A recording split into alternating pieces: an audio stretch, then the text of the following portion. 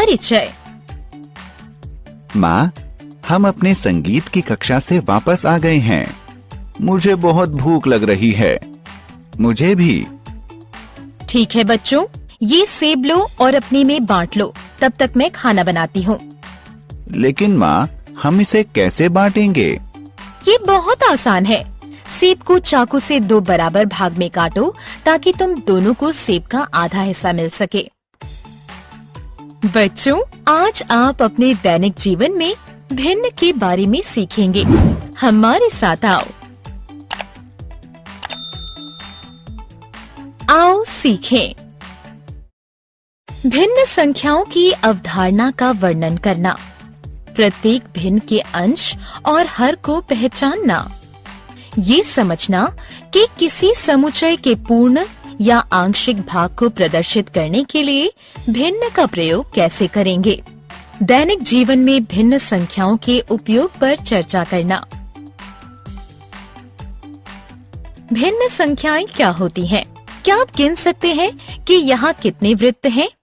1, 2, 3, 4, 5। यदि वृत्त का सिर्फ आधा भाग हो तो हम इसे कैसे गिनेंगे? जी हाँ, हम भिन्न का प्रयोग करेंगे। भिन्न संख्याएं वे संख्याएं हैं जो एक पूर्ण का एक भाग निरूपित करती है। अंश और हर। यहाँ एक पूरा जन्मदिन का केक है। आइए इसे छोटे टुकड़ों में काटें। यदि हम केक को बीच से काटें तो हमें 2 बराबर भाग प्राप्त होंगे। हर भाग पूरे केक का एक आधा है। हम इसे भिन्न के रूप में लिख सकते हैं।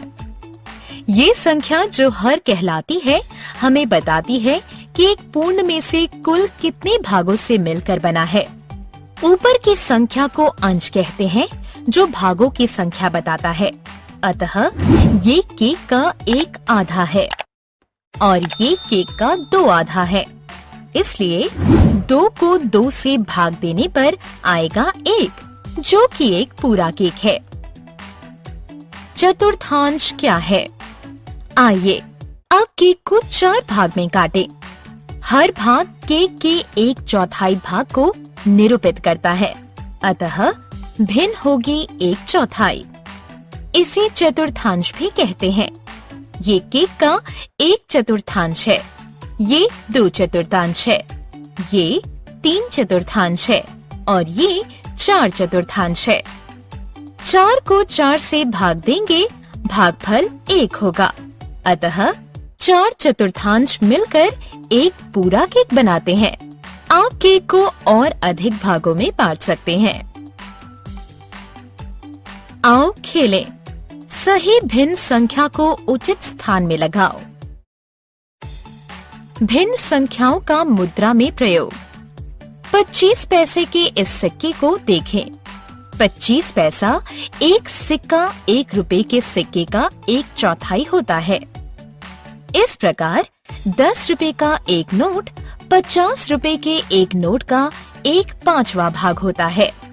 अतः बच्चों, भिन्न संख्याओं का प्रयोग मुद्राओं में भी होता है। समूह में भिन्न संख्याएं। याद रखें कि हम भिन्न संख्याओं का प्रयोग समूह की वस्तुओं के बारे में बात करने के लिए कर सकते हैं। देखिए, इस प्लेट में 13 बिस्किट हैं। ये हमारा हर है, लेकिन सभी बिस्किट एक ही प्रकार के नहीं हैं। उनमें से 6 चॉकलेट बिस्किट हैं, जबकि 7 मिल्क क्रीम वाले हैं। अतः वे अंश हैं। इसलिए हम कह सकते हैं कि ये 6 13वां चॉकलेट बिस्किट है और 7 13वां मिल्क क्रीम बिस्किट है। भिन्न संख्याओं का समय में प्रयोग। क्या हम समय को भिन्न में विभाजित कर सकते हैं? हाँ, इस घड़ी को देखो। घंटा एक पूर्ण संख्या होगी और मिनट उसका भाग होगा, क्योंकि एक घंटे में 60 मिनट होते हैं। इसलिए हर मिनट 1/60 भाग है। आप कह सकते हैं कि 20 मिनट 20/60 भाग के बराबर है और ये 1/3 के बराबर होगा। भिन्न संख्याओं के दूसरे प्रयोग। आप में से कितनों को संगीत पसंद है? बहुत अच्छे। हर किसी को संगीत पसंद है। संगीत में पूरा नोट, आधा नोट, एक चौथाई नोट होते हैं और वे सब एक दूसरे से जुड़े होते हैं। अतः दो आधे नोट की लंबाई एक पूरी नोट जितनी होती है और चार एक चौथाई नोट एक पूरी नोट की लंबाई के बराबर होते हैं। क्या ये अद्भुत नहीं है? इसके अलावा आपकी माँ खाना बनाने में भी भिन्न संख्याओं का प्रयोग करती हैं। आप अपने लिए एक कप चाय कैसे बनाएंगे? आपको आधा कप पानी की जरूरत होगी, है कि नहीं? अतः आपने देखा कि भिन्न संख्याएं हमारे दैनिक जीवन में हर जगह हैं और वे हमारे लिए बहुत उपयोगी हैं। हमने क्या चर्चा की? भिन्न संख्याएं वे संख्याएं हैं जो एक पूर्ण का एक भाग निरूपित करती है। अंश एक पूर्ण के अंशों की संख्या निरूपित करता है और हर पूर्ण के कुल भागों की संख्या को निरूपित करता है। दो आधे और चार एक चौथाई एक पूर्ण के बराबर होते हैं। भिन्न संख्याओं का प्रयोग मुद्रा, संगीत, सिनेमा और पाक कला और अन्य जगहों